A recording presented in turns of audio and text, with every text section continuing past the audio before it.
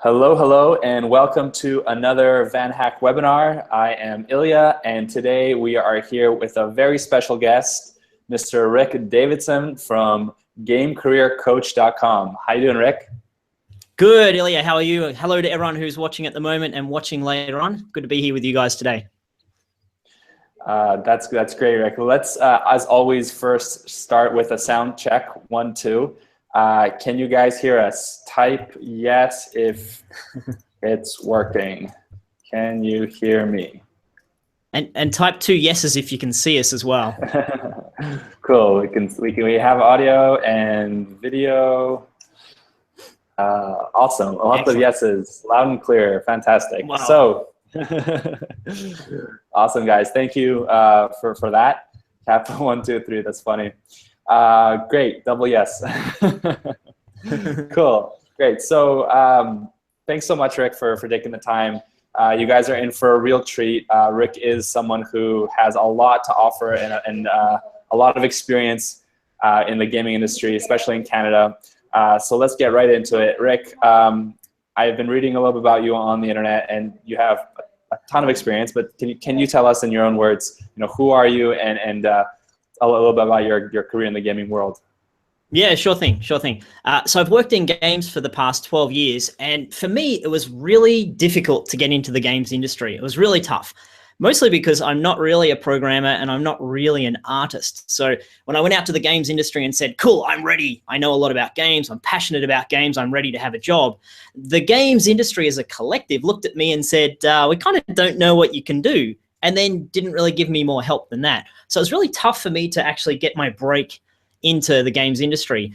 I was at university like many moons ago. I'm a bit of an old guy, and I was studying psychology, and I was very excited about how games and psychology and all those things work together.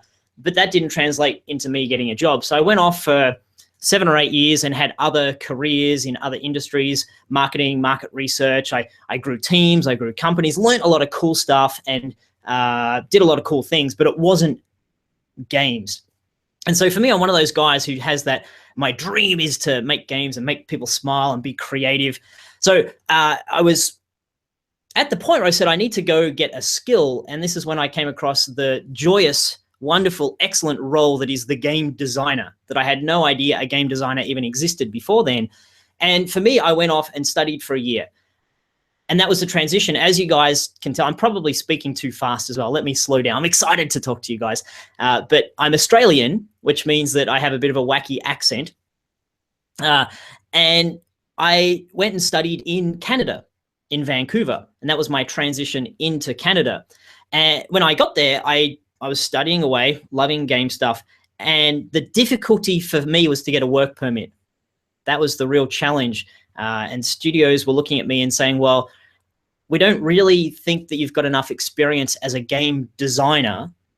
So what can you do? And the moment of the aha moment for me came when I looked at my experience as a manager, a project manager and a people manager. And I said, I think I could position myself as a mid-level producer.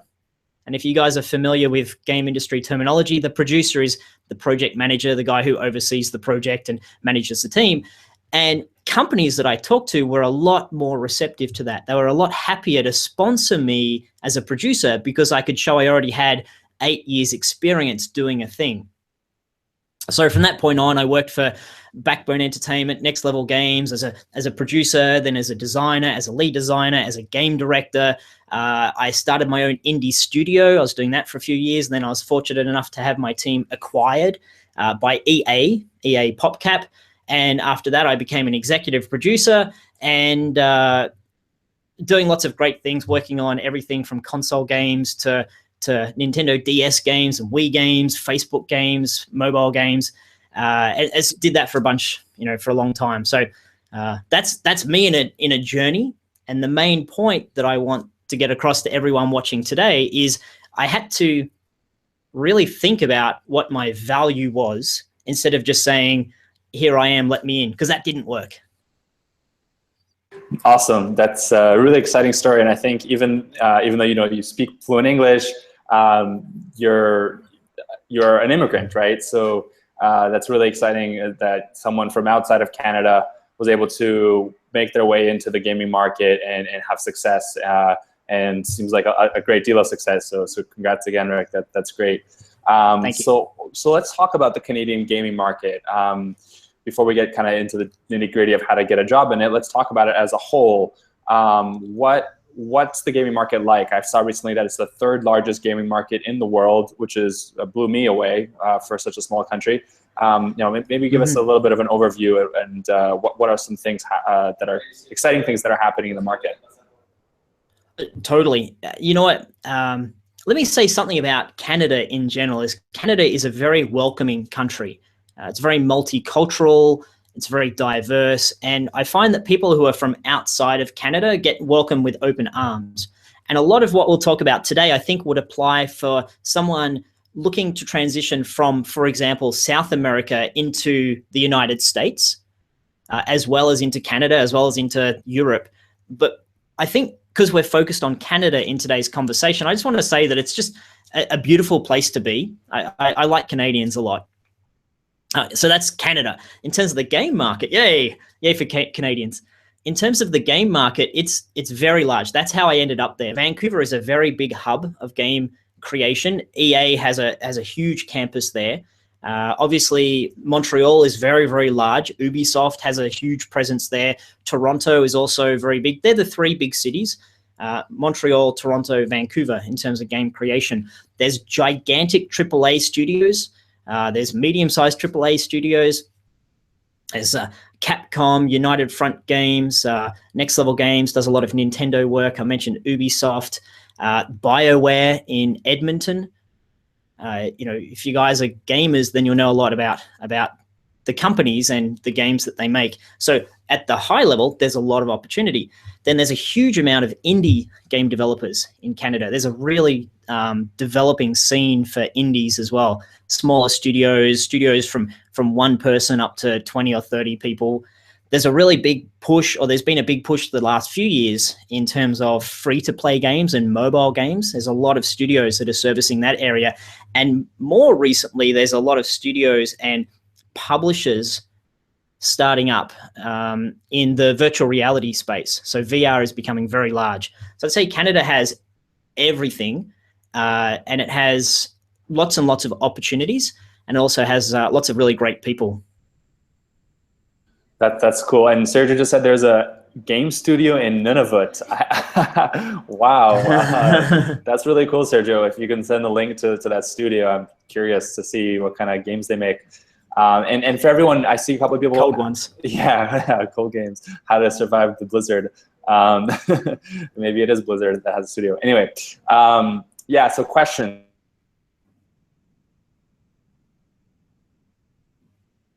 Just want to give some kind of general information first, and maybe that information will answer your question. But after kind of we give the general information, if you guys still do have questions, please ask them. And yeah, we're definitely here to chat and help you guys as much as possible. So let's keep rolling. What about skills? So we talked about the market. What kind of skills? You mentioned you were a producer, but there's so many different kind of ways you can interact and be part of the gaming industry. What are the top skills that people are looking for, that companies are looking for? Totally. And there's dozens and dozens of roles in the games industry, in any games industry, but in Canada, because it's so large, you have a lot of support roles as well. Programmers are always the most in demand. People who have skill in C++, in scripting languages such as C# or JavaScript, and people who are good with servers, back-end operations. So to do with how you roll out your game, scale your game, manage the load of your game. That's the biggest demand area, and I think that's probably consistent across the world at the moment. People with good computer science background, good programming background are in demand. There's also a lot of demand for people who are clever with free-to-play games, with monetization, with managing how to get players, how to convert players in terms of they play your game and then how to get them to give you money. In terms of how to retain players to keep them there. So from a game designer perspective, free-to-play is really the big opportunity. If you're smart with that, if you have experience with that, if you're knowledgeable about that, there's a lot of opportunities in mobile, and in free to play. From an art perspective, art's a little bit tough because there are a lot of good quality candidates who are coming through the schools and the system within Canada. So if you're looking to be an artist in the games industry in Canada, particularly if you're coming from overseas, then you need to be very strong. You need to have a very strong portfolio. If you're a 3D artist, then it's good to have games that you've made, that you've got tangible skills that you can show. And if you're an illustrator, then you need to be very, very strong as a concept artist. But the skills usually, okay, here's my first big, this is what you need to focus on, is I saw someone before saying, I really wish to work for Ubisoft. That would be a dream. And really it's about matching your particular flavor of skill with their particular need. So let me give you a different example that I know more relevantly is the Coalition in Vancouver. They're making the Gears of War game, Gears of War 4, I think it is. And they're working in the Unreal editor. And so if someone comes along and says, I have experience with Unreal editor, or 3 games in that, I'm a level designer, I know Unreal very well, or I'm a programmer and I know the languages, I know Blueprint very well, then they'll be very attracted to that person because it's very much, we use these tools, we want someone who uses those specific tools. So my advice for you guys at the get-go is find the studio you'd like to work for, look through job descriptions and ask people through LinkedIn to find out as much as you can about how they make their game, and then position yourself to have expertise in that particular area. So that's not quite a, what's the answer to the whole problem, Ilya, that I'd love to say, learn these 3 things and you'd be great. It's more of a find the company and learn or show the 3 things that they say is very important to them.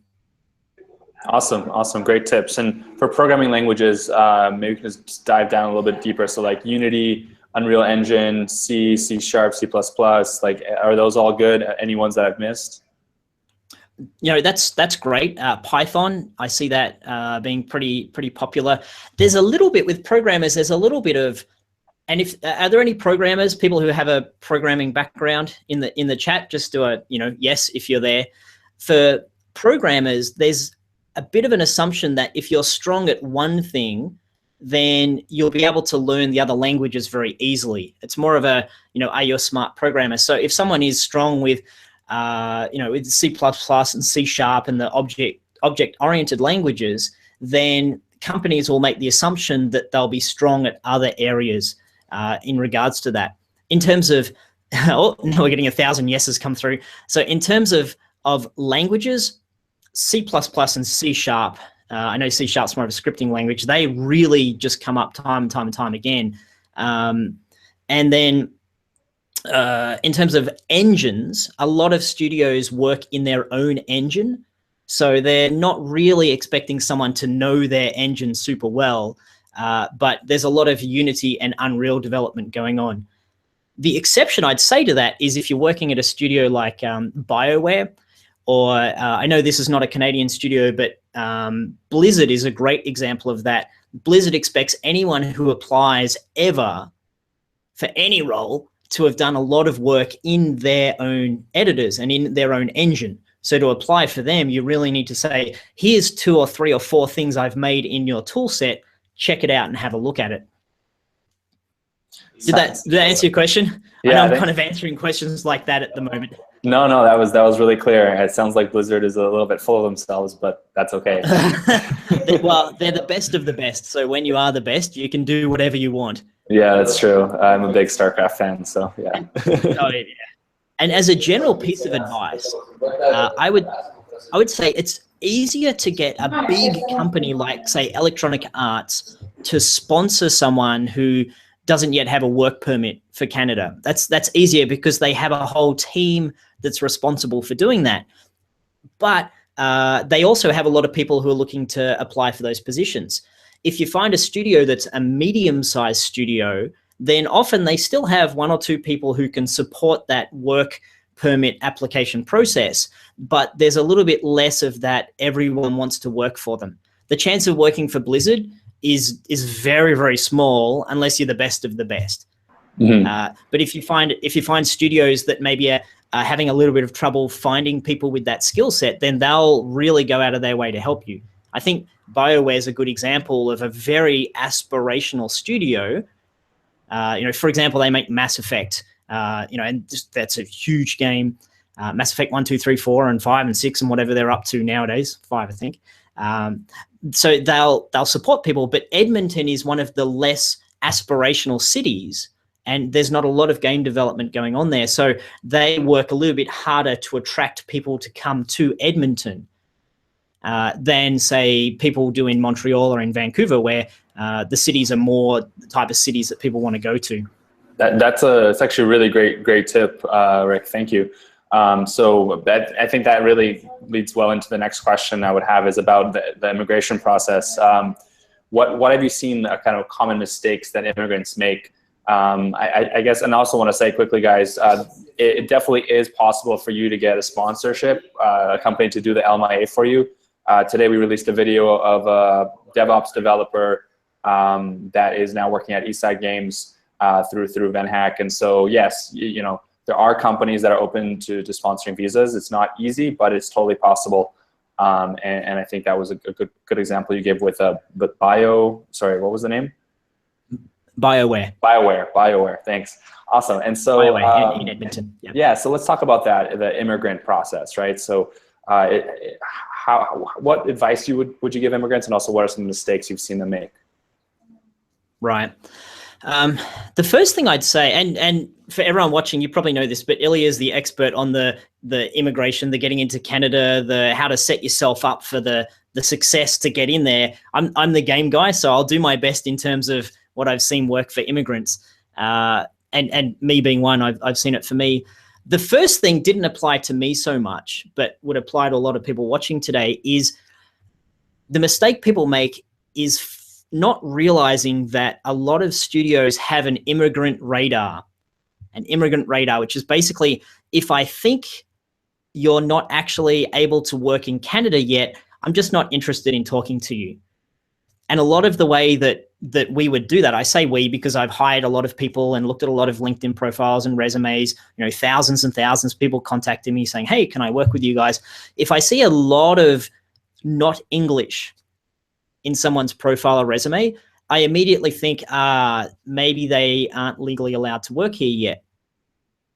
So the mistake I see is people having their university degree written all in Spanish or Portuguese, having, or another language, having their places they worked look like they're not in Canada.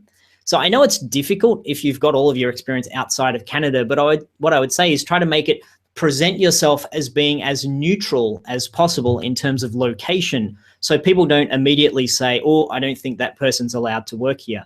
And I've talked to a lot of folks who've said to me, I've coached a lot of people who are looking to get into Canada and even the US.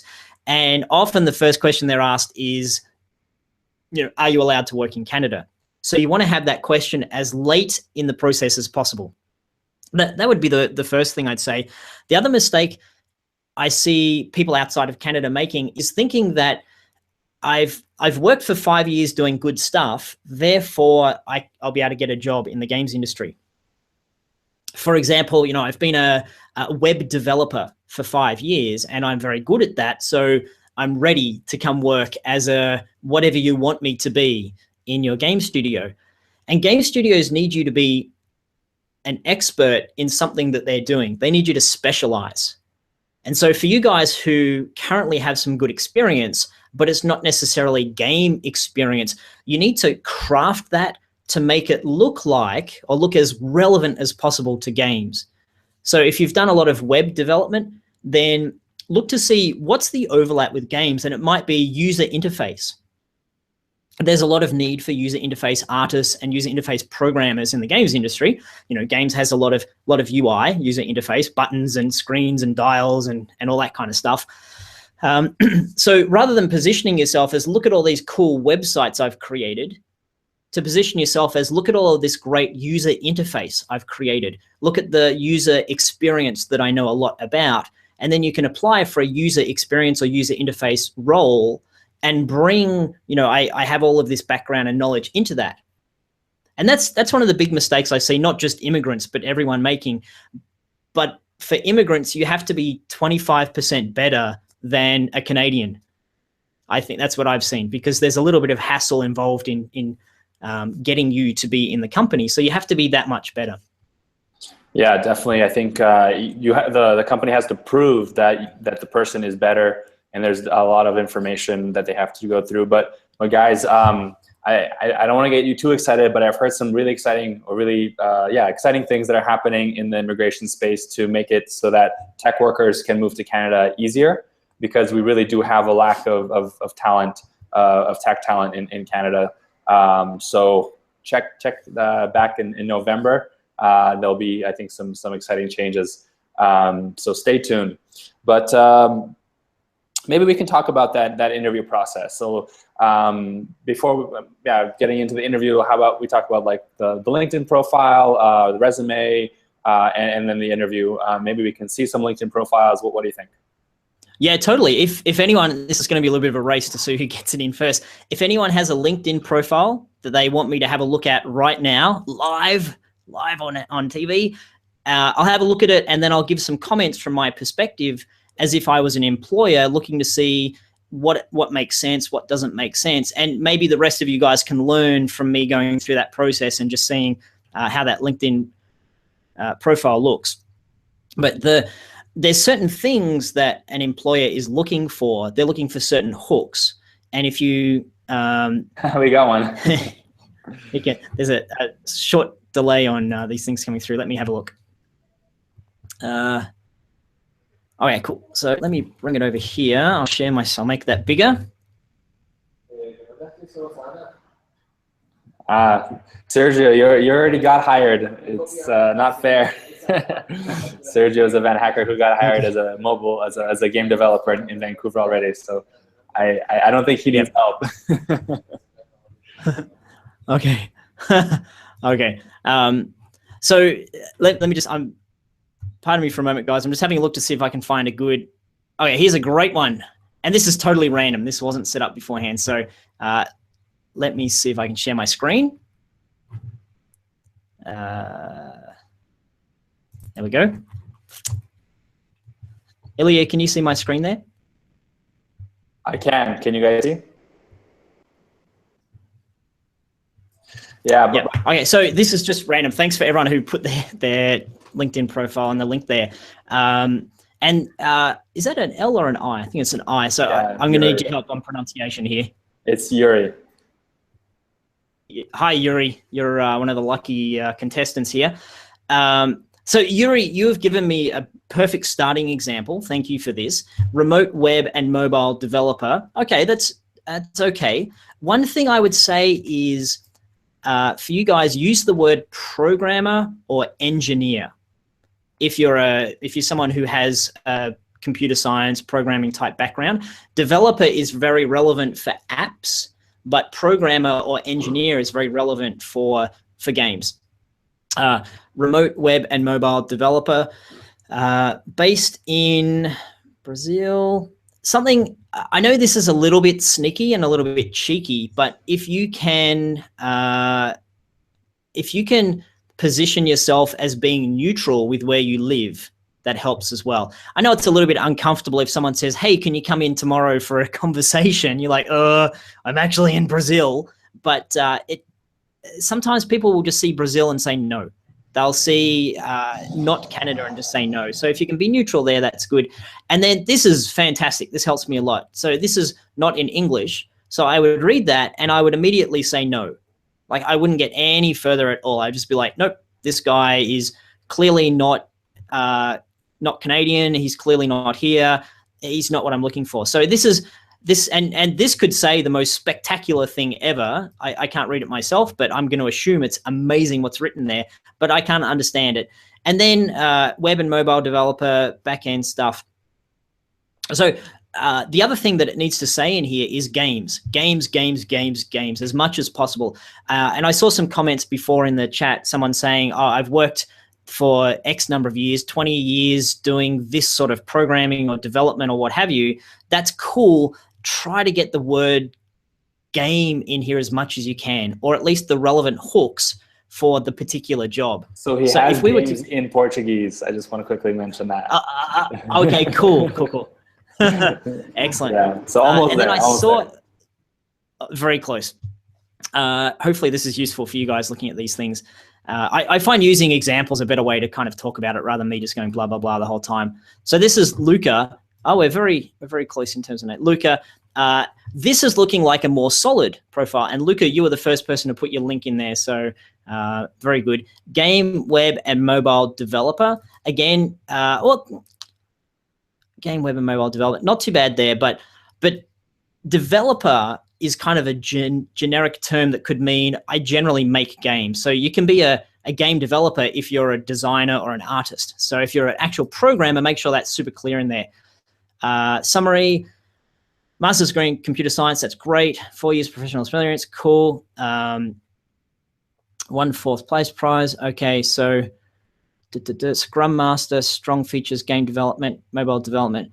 Okay, cool. So you've got a lot of the hooks in there. That's very important. You talk about game development, mobile development. Excellent. So I'm seeing the things I need to see in there as a game industry recruiter. I need to see those things. And then experience. People are going to skip through this pretty quickly. They just want to see the hooks again. So mainly work in C#. That's good to see. What you really need in here is a couple of images. So it makes it more real and more tangible for me to look at. Full stack developer, that's great. 3 months, not so good, but not too bad. Software engineer, master's degree, cool. So you know what, this is a good profile. I'd look at this, and my initial impression of this profile is this is someone who knows what he's talking about, but I don't know exactly what he's or how good it is.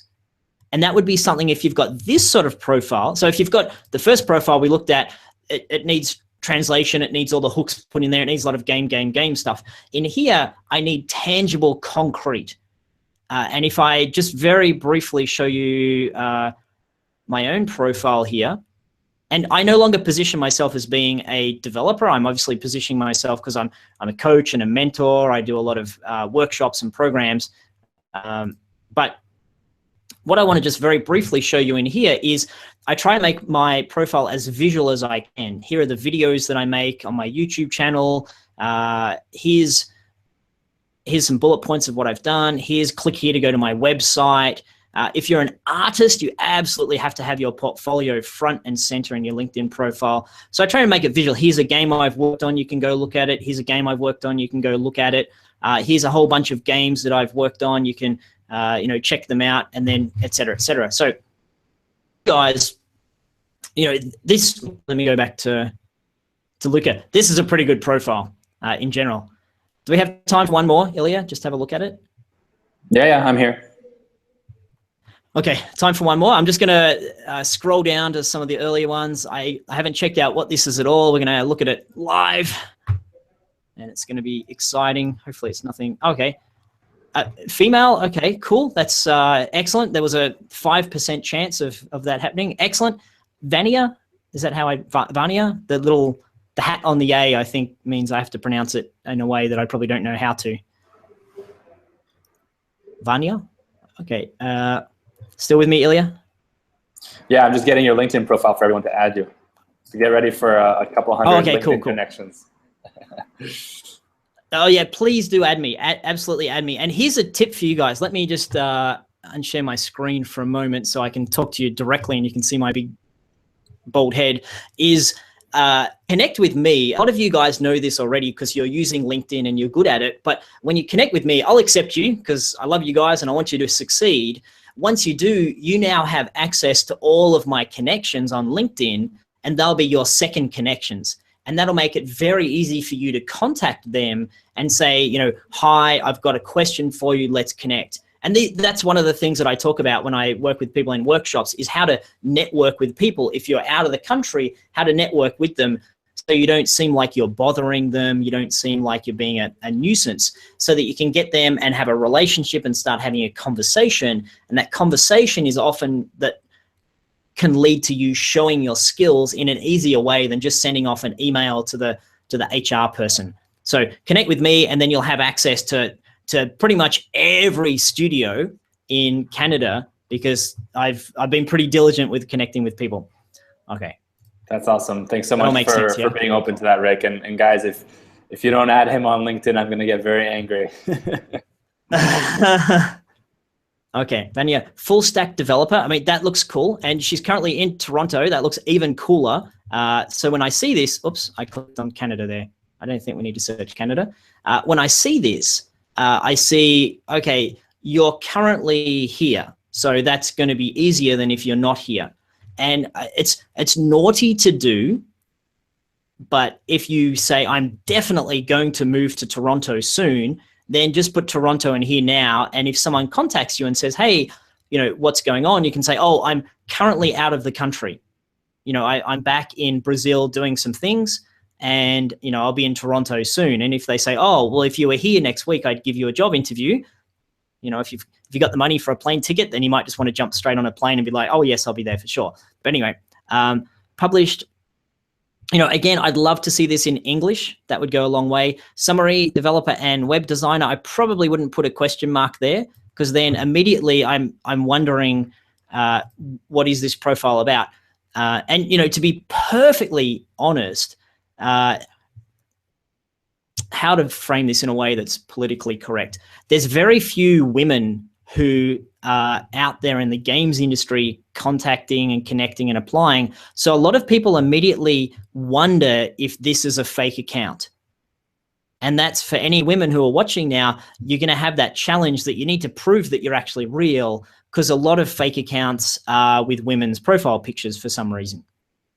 Anyway, so that's just a side point.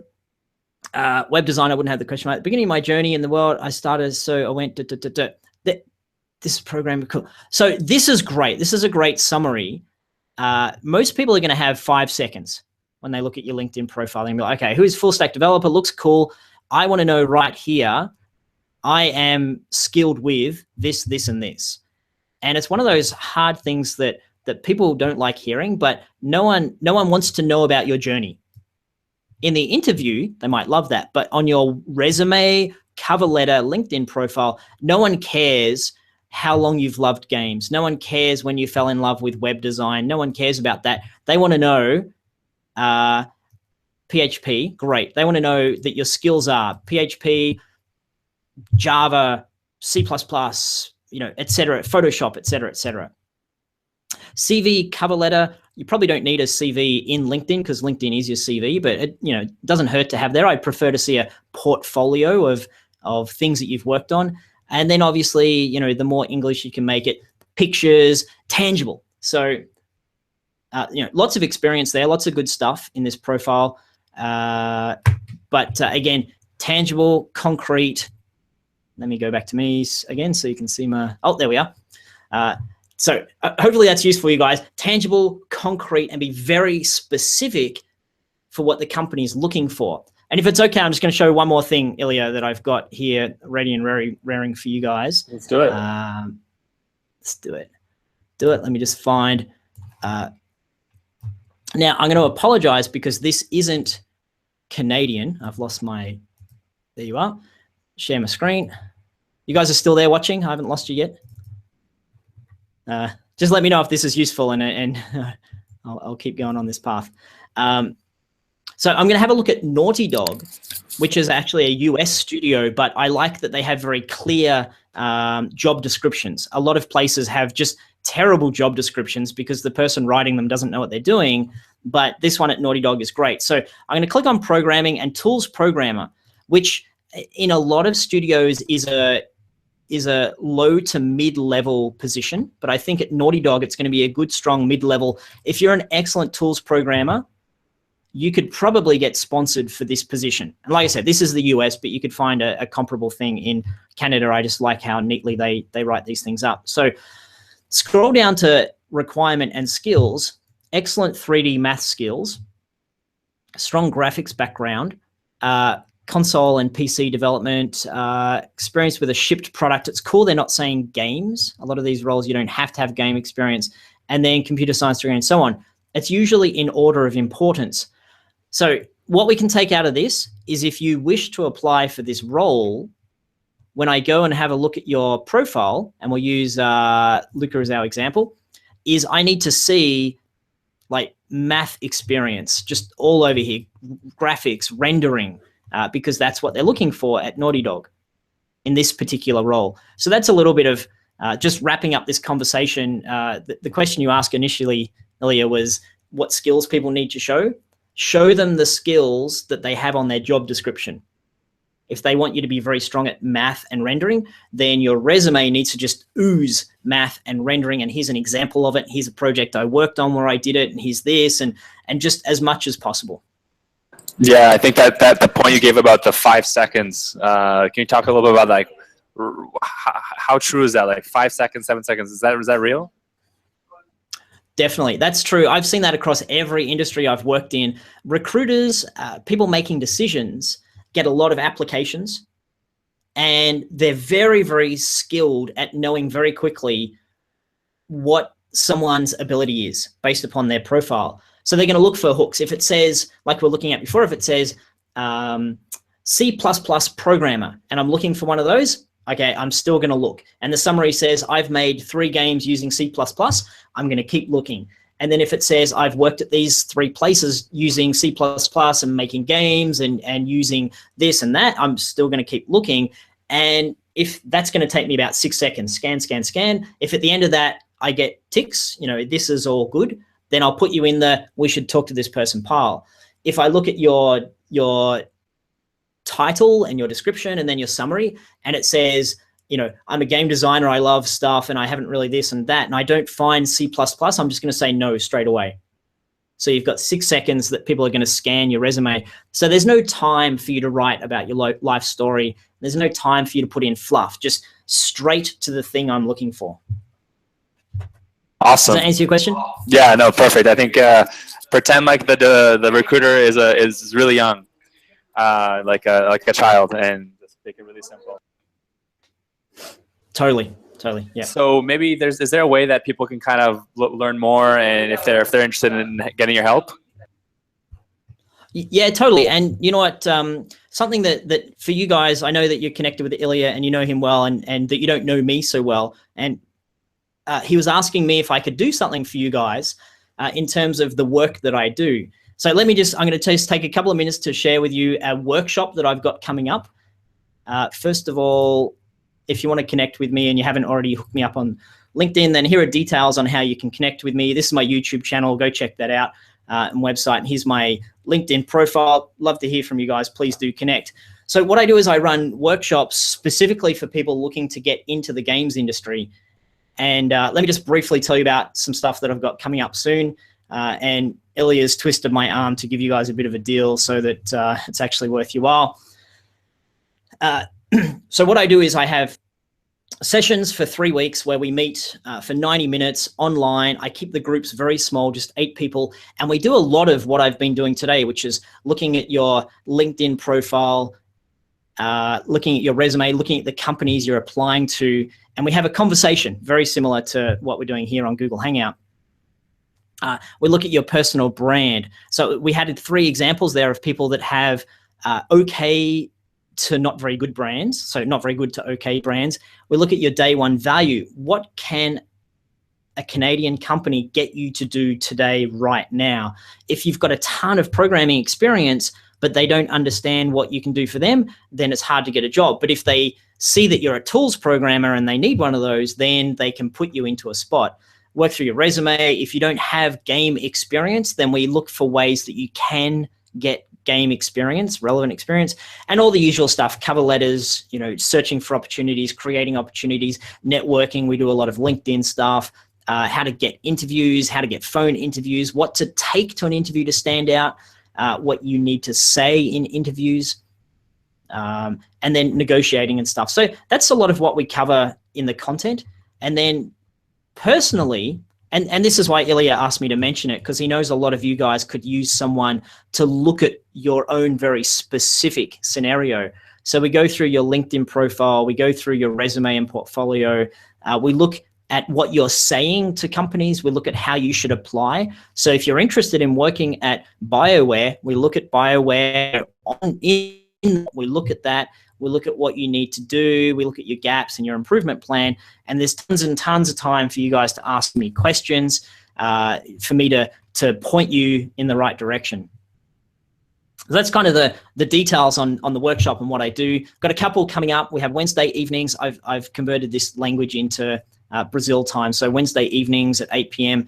and Sunday afternoons at 5 p.m. as well. The Wednesday evenings are starting on the 28th of this month, and the Sunday afternoons are starting on the 2nd, and we go for 3 consecutive weeks.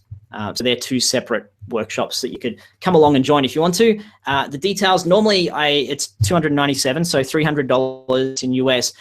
Ilya looked at that and said, you need to do something a bit better for me because these people, and I want you to do a deal for them. So for today, up until, just for you guys, so not for people who aren't on this webinar, up until next Tuesday, $175 for the workshop if you guys are interested in joining.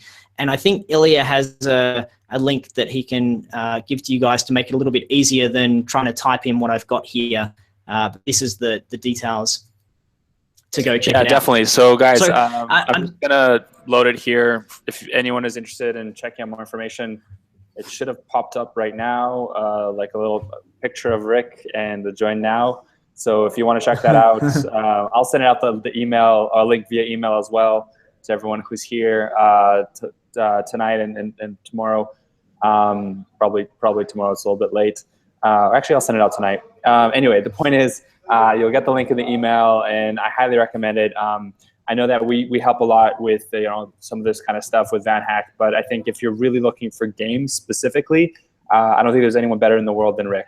So check it out. I think it'll help you a lot. We actually have the way Rick and I met was one of our VanHack Premium members actually introduced Rick and I, because he was also doing Rick's coaching, and he's going to go to Vancouver and try and get a job in gaming. So he introduced us, and I thought this was a really cool way for us to help you guys get focused in the gaming industry, which is something that's growing so quickly, and there's so many opportunities. So check it out.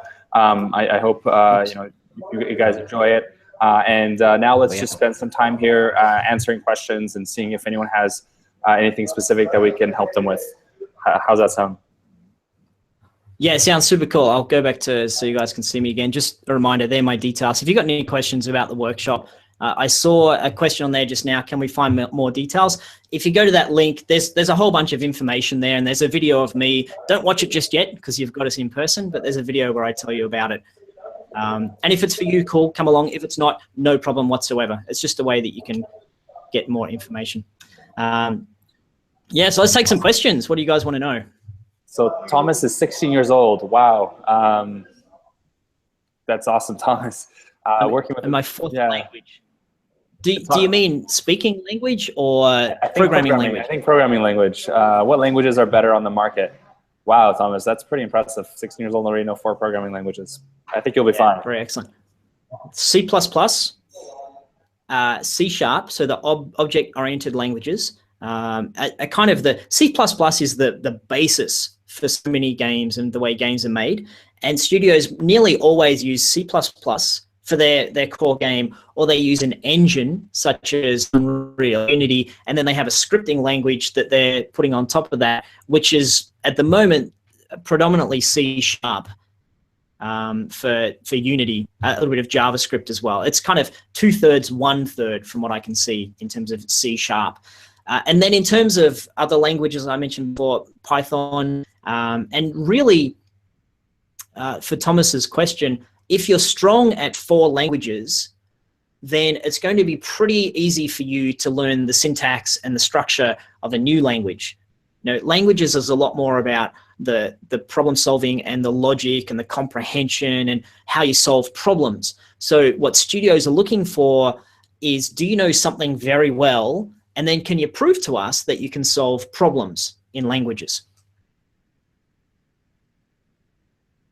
Nice, awesome. I think Marcus's question is pretty good. He's coming from another industry. How can someone transition into the gaming industry? Yeah, cool question. It's all about hooks and value. hooks and value. So this was me as well, Marcus. I was transitioning from consumer research and marketing. And when I looked to get into the games industry, they didn't really care that I knew about surveys and focus groups and advertising campaigns. That had zero value to them. But what they really cared about was that I had grown a team from a team of 1 to a team of 80, doing all of the hiring and the processes and the budgets and the schedules and the spreadsheets. That was very, very interesting to them. So if you have a background in telecom, look to see or ask questions to people in the industry of, what are the things that I've done that you also do? You're a perfect person for to be an outsourcing coordinator, for example. Outsourcing coordinator is someone who works within a studio and communicates with other studios that are not in your studio, usually to create art.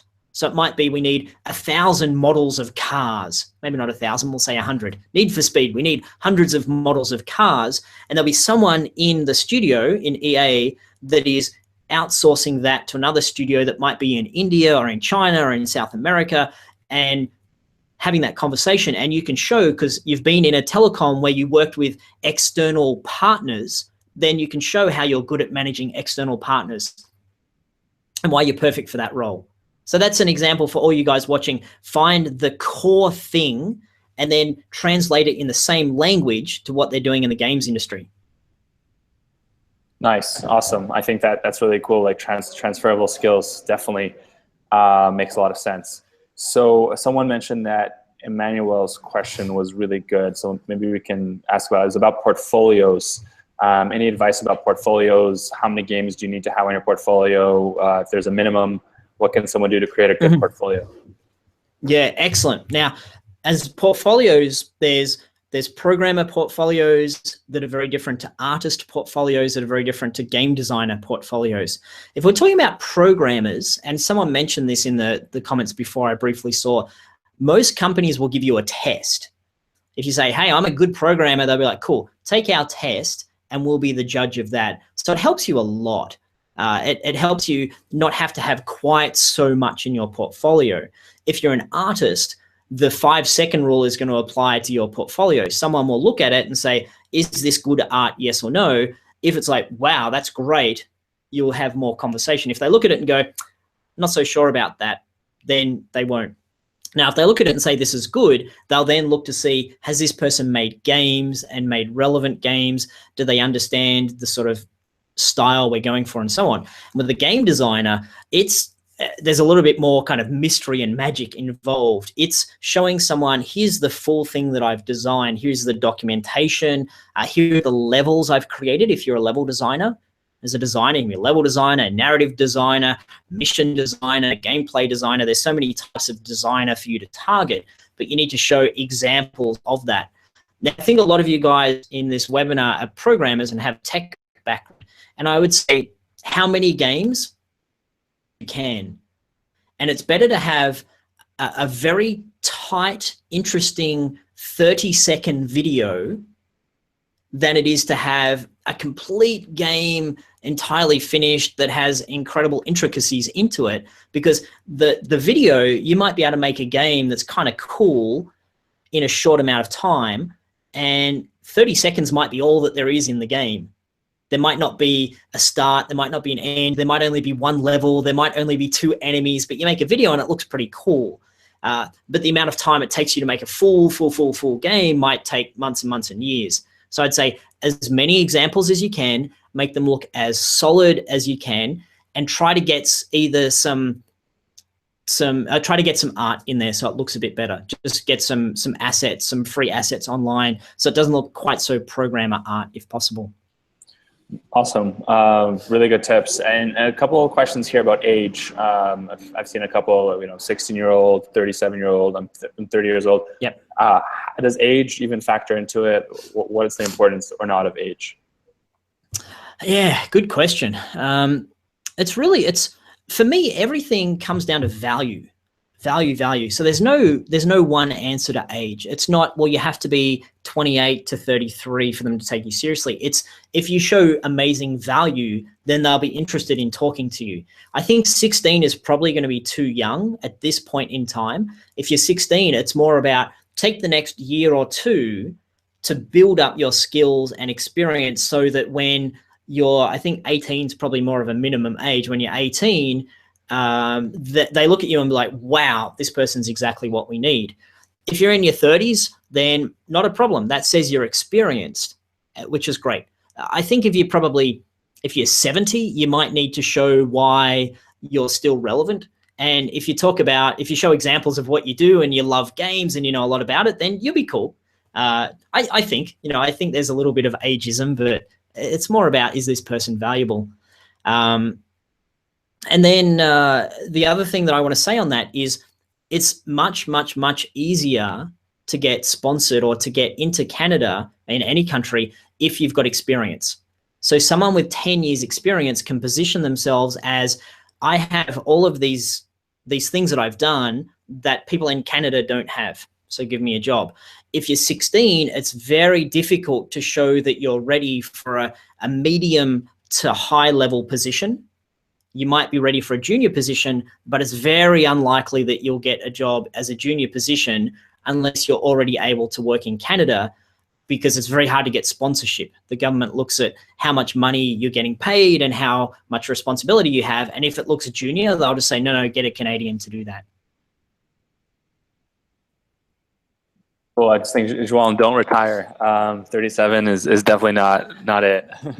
Yeah, I hope not. I'm a bit beyond that stage. Yeah, I want to just underscore that point, because it's a question that we get a lot, is age. Am I too old? Am I too old? I completely agree. Government wants to see people who are senior, intermediate to senior level talent to come into Canada. They're not looking for the 20-year-old, sorry for the young people here, but really come, for the 20-year-old younger people, do a degree, do a college in Canada. That's probably your way in, or maybe express entry. But for the sponsorship, companies, there's a big lack of senior or intermediate to senior tech talent in Canada. So if you are a little bit older, like 35, 37, early 30s, which really isn't that old, but it's more about if you have that 5-10 years experience, then your chances go up.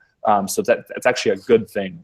So I would be excited. I'd be happy about that, and use that to my advantage when applying to a company. Yeah. And I can see a lot of the flavor in the questions now, in terms of, if I'm junior, or I don't have much experience, I haven't done this, or straight out of school. I want to break this into two conversations. One is, how do you go from living outside of Canada to getting a job in Canada? That journey, as Ilya is saying, it's better if you have experience, and it's better if you're applying for something mid or above.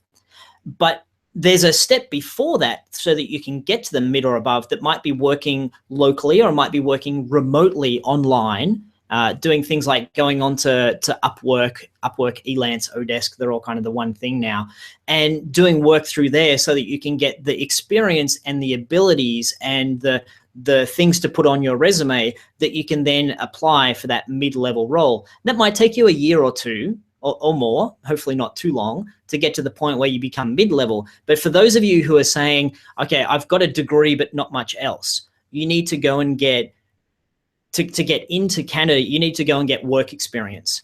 If you're saying, I've used this a little bit, but I haven't used that, you need to go and use that a lot and be very good at it. You need to be the best full stack programmer that company can find for them to go out of their way to sponsor you.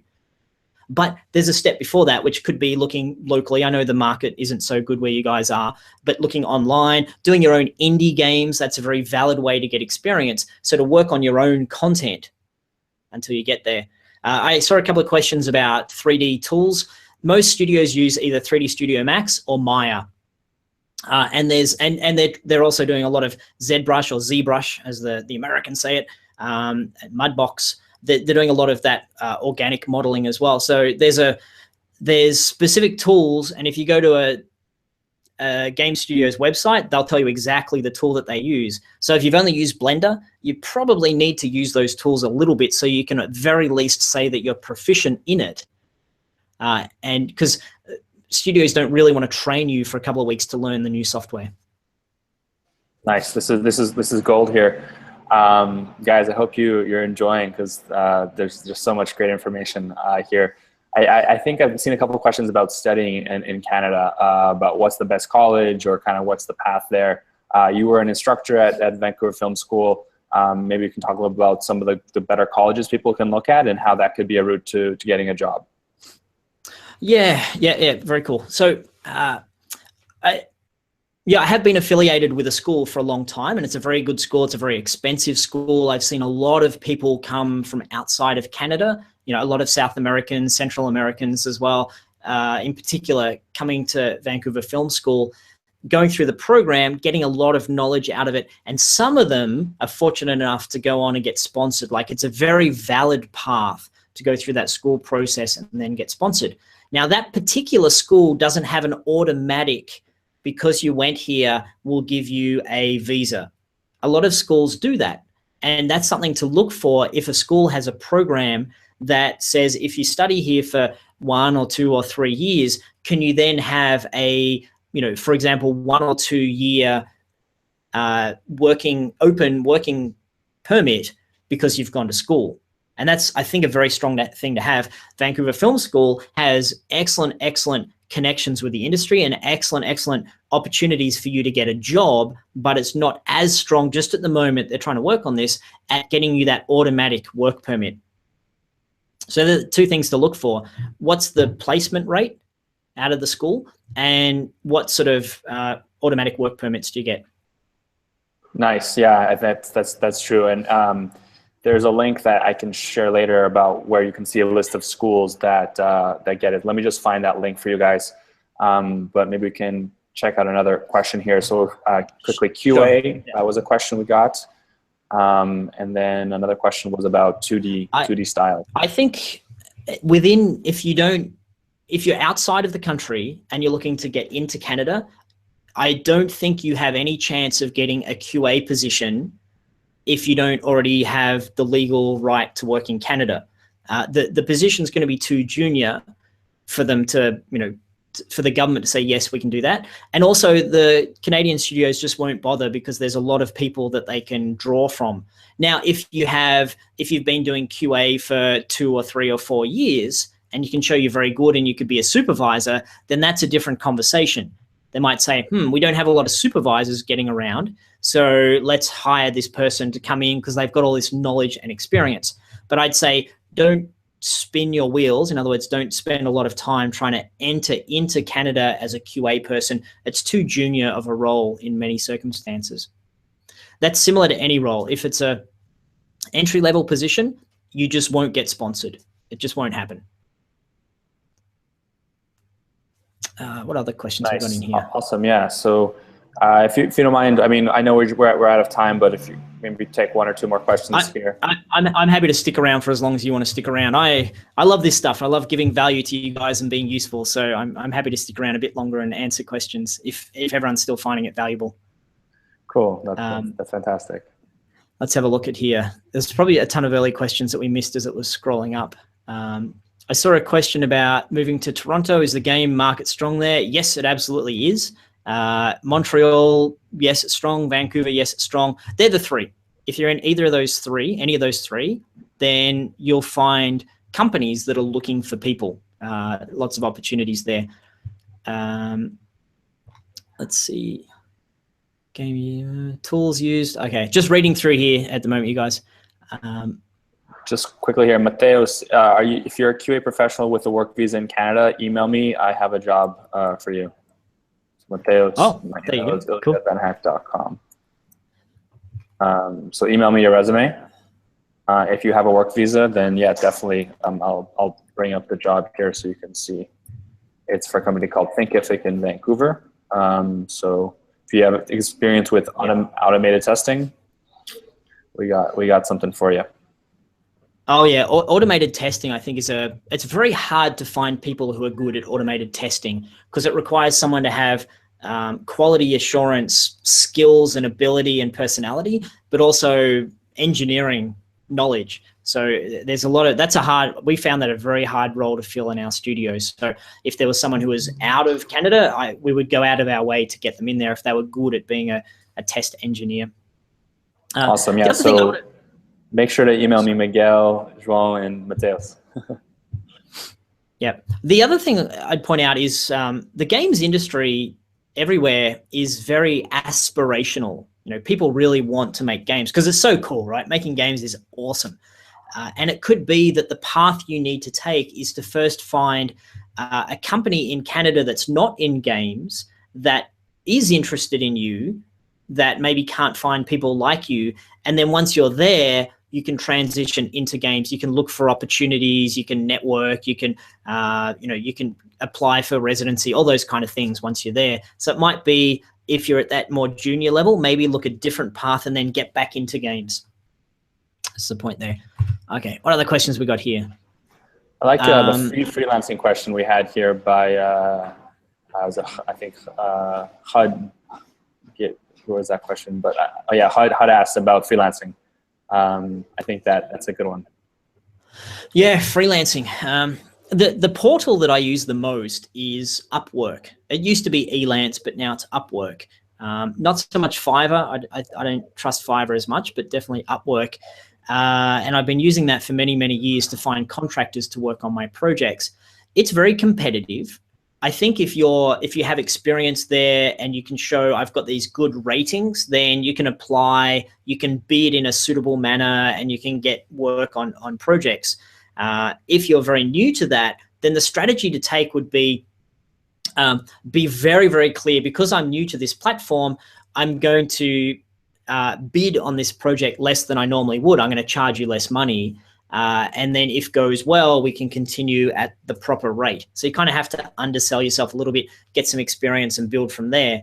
And now I think any project that you've worked on through that online freelance system becomes very valid to put in your portfolio, to put in your LinkedIn profile. So make sure you put the concrete and the tangible back in there. If you work on something for a couple of months and it's a game and it's a mobile game and it gets shipped, then make a big deal out of that in your in your resume and LinkedIn profile. Hopefully that answered the question a little bit. Awesome. I'm curious about Thomas's question. Which is the best city out of those three? Well, I'm a bit biased. I think Ilya's probably biased as well. But I've lived in Vancouver for more than 10 years. And as a city, I love it a lot. It's a beautiful city. And this is often the other element, right? Not just what's the job opportunity, but what's the city like? Vancouver is West Coast, so it's very, I want to say yoga pants. So people are outside exercising a lot. They're very kind of healthy. They're very active. They're very, I think, progressive about what's going on. Vancouver has bike lanes everywhere. It's very easy to get around on bike. I like it a lot that way. Toronto is more of a bigger city, so there's more of that bigger city vibe going on. And I don't know a lot about Montreal, except for if you speak French, then Montreal is for you. If you don't speak French, then maybe do a bit of research into, how challenging it's going to be for you. I've got a lot of friends who've worked in Montreal, and it is a very, very French-centric area. But if you speak French, you'll have a big advantage going there. Definitely. And for the gaming market, which one's the biggest gaming market?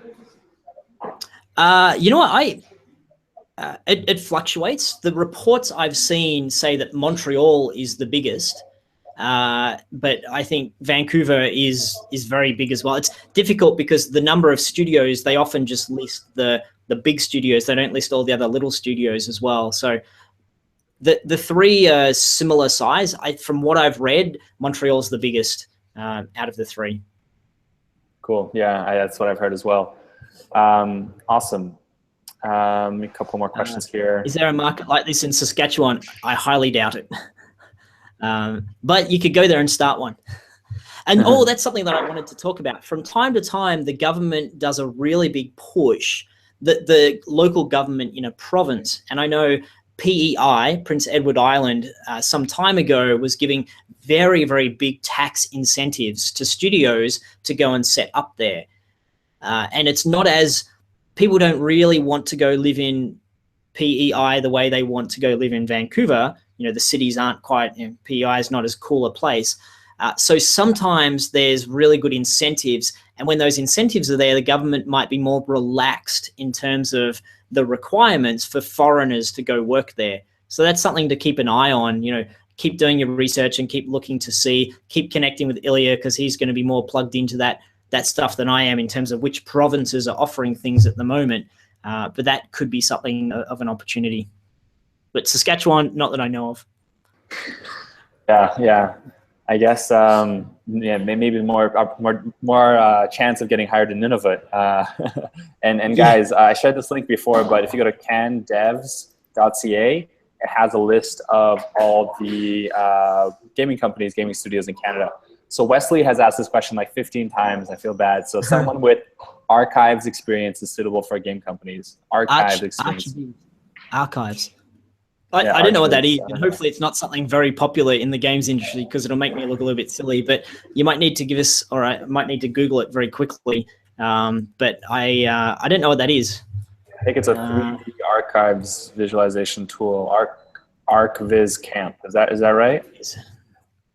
ArcViz Camp. Is this what you're talking about, Wesley?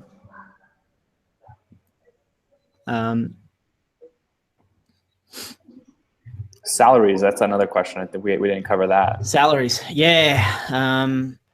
So entry-level salaries about, I'll speak in Canadian dollars at the moment, which the Canadian dollar is probably around about 3/4 of a US dollar. So, you know, so it's about 75 cents, around about there. Entry-level positions, 30,000 to 40,000. Mid-level positions, 60, 70,000 a year. This is not a month. And then senior positions, 100,000 plus. Programmers get paid maybe 10, 15% more than other disciplines. QA is going to get paid the lowest. You might, if you're full-time QA, you might even be getting paid like 20, 25,000 because you're getting paid $10 an hour. You know, designers and artists can be about similar. Someone who's got a lot of experience might be earning as much as $60,000, $70,000 as a designer or as an artist. Yeah, programmers tend to get paid a little bit more. And if you can position yourself as someone with many years of experience, then you can kick yourself up a couple of levels. Maybe rather than positioning yourself as, you know, a 50,000 type person, you can position yourself as a 70,000 type person. A lot of studios will have, this is the amount we're willing to pay for this role, with a little bit of flexibility. So it's not so much about you coming in and getting quizzed and having to come up with the best answer. They normally have a range of what they're trying to pay. So hopefully that's useful. I see a 2.5 is the conversion for you guys. Yep. Yeah. That sounds like good money, guys. So what about, I saw a good one here. Where was it? I saw another one that came up a few times as well. Oh yeah, it was, so the ArcViz is architecture visualization. So that's okay. Yeah, and you know, any of those tools is going to be valuable if you can show what you've done with it and what you can do. And it's not so much about, here's a particular tool that I know. It's more, look at what I can create for you. That's what you need to show the organization. So if you've created great stuff using that tool, then that's fantastic. If you can then go and learn something that's, if it's a 3D tool, if you can learn 3D Studio Max or Maya, then that's going to be even more valuable to show, here's amazing work that I've created in another tool. And oh yeah, I also know Maya, that's not a problem. That would be how I would approach that. Artists, voice actors, etc. Can you talk about them? So artists is very simple. You need to be very good and you need to have a very good portfolio. It's as simple as that. Experience in games, yeah, it's handy.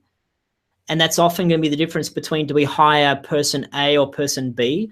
But to even get to the point where they're considering you, you just need to have, you know, around 10, you know, anywhere from 6 to 10 really, really strong pieces of artwork that you can show a company, and then they'll consider you.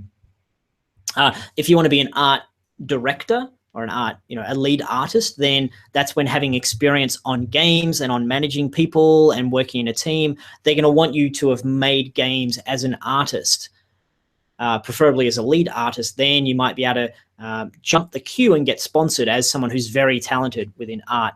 Voice acting, I don't think you would get sponsored in Canada, but that's the sort of thing that if they're looking for someone, particularly someone if you've got a particular accent or a particular language, then you can do that remotely. You can do that from where you live now, and find work doing that way. I don't know if there's a lot of work going around. Upwork is the place that I would go look for that, because that's the place I would go try find people. Awesome, great. I think we could be here all night if we let it. So maybe we'd have time for just one or two more questions. And Pedro, good night. Hope you enjoyed, and yeah, hope everyone here is having as much fun as I am. So yeah, maybe a couple more questions. Business analyst. Two more questions. Yep. Business analyst and animator. Yeah. Okay, cool. Business analyst and animator. Animator first, very difficult because there's a lot of people coming out of animation school, coming out of art school. So you need to be very, very good. And this is the thing, to get a job in the games industry, you can't be good. You have to be great. And so if as an animator you're great, then they'll be very interested in you. And it's not so much about how many years have you been working, it's show us what you can do right now. Show us what you got. And so if you can show them something and they look at it and they're like, that is very good, then you'll have a chance. That's what that's all about. As a business analyst, especially if you have knowledge about free-to-play games, you are very valuable. It's one of those in-demand roles at the moment. A business analyst, a product manager, anyone who understands how do we acquire players, how do we monetize our game, how do we do cross-promotion, how do we retain people? If you know about that stuff and you know about building the brand of your game, then you're super valuable. That's a very, very in-demand role, particularly I think in California. There's a lot of opportunities for that. In Vancouver, and I think across Canada as well. If you're good with free-to-play, monetization, product management, then lots of opportunities there. But you have to show them that you know the very specific industry in that area. Awesome. Okay. One last question here. Anyone have anything that's on their mind? Maybe we've asked a lot. Roberto, I'm really glad that you've enjoyed the webinar. Yeah, it's been a lot of fun here. And just one more mention of the workshop that I was showing you guys before, for those of you who are still here, is the reason that I run workshops the way that I do is so that we can ask all these questions and we can look at you specifically and give you that attention of, but I'm I'm a technical designer, what do I need to do? And we just get our hands dirty with that. I keep the workshops very small in terms of number of people so that everyone can participate. So it's hard to answer questions here when it's chat and then us saying, so we're giving you a little bit of answers, but that's why I do workshops, so I can help you guys that way. Yeah, definitely. I think you guys have a lot of these questions. If you want to get them all answered, the best way is just to do the workshops. It's definitely an investment, but it's an investment in yourself, in your future, in your career. So I think it's totally worth it. All right, cool. So a couple more questions. It's hard to choose, but okay. So just very quickly, 38. Nope, that's not too old. I'm 41, and I think I've still got a few years left in me. So 38 is not too old to begin. You just need to start making games, make games. You can do that for 6 months, and then you'll be ready to rock and roll. You'll be ready to be employable. I think all the projects that you've made. What was the hardest projects that I've made? Oh, good question. Working as an indie developer is very tough because you have to make all the decisions yourself, and you have money to worry about and team to worry about. So as an indie, that's tough. But I think projects that I've worked on that have been cancelled or been delayed, and at Next Level Games, I worked on a few of those that makes it feel like a year of work is down the drain. So they're the hardest ones to work on. And that happens in the games industry where games can get cancelled. You can do a prototype and it doesn't go ahead for funding. So they're the tough ones.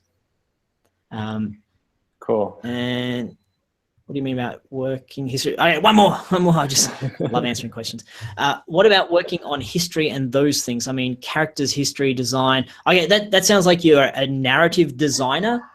You have to be very good, and you have to have shown that you've done that on games. If you've shown I've made games as a narrative designer, and here it is, and it's really awesome, then you'll have it that people will want to talk to you.